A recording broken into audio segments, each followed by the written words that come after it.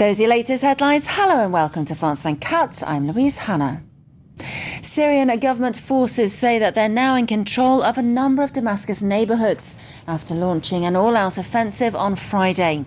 They say the districts of Maidan, Tadamon, Kaboun and Bazeh are in their hands after rebels took control of border posts along Turkey and Iraq on Friday. Well, let's take you live to one of those border posts with Turkey. France 24's Jasper Mortimer is at the Bab al-Awar checkpoint. Jasper, we saw some dramatic scenes yesterday when the rebels took control. What's it looking like today? Now, you mentioned yesterday, Jasper, that the Syrian rebels don't seem to have a central command, that they seem to be reacting more as individuals. How is that affecting the refugees coming through the border point, for example? Well, thank you very much, Jasper. That's a story we'll, of course, be following very closely. That was Jasper Mortimer reporting live for us there from that checkpoint between Turkey and Syria. Well, we've just been told that 2 Syrian generals have fled to Turkey overnight, part of a group of 10 military people, including colonels and other officers. That's according to a Turkish official.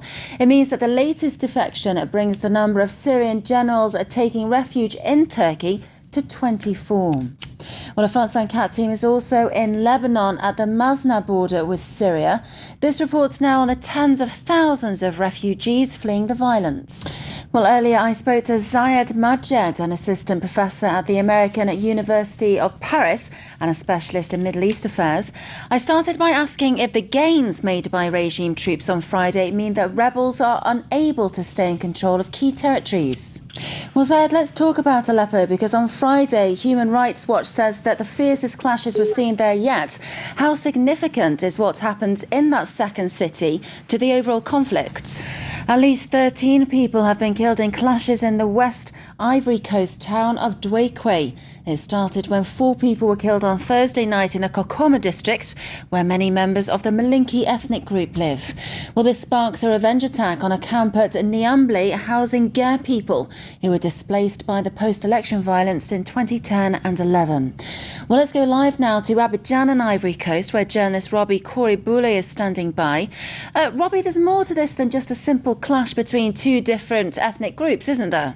Now, Robbie, the fact that there are still displacement camps in Ivory Coast 18 months after the conflict, is this in itself a source of tension?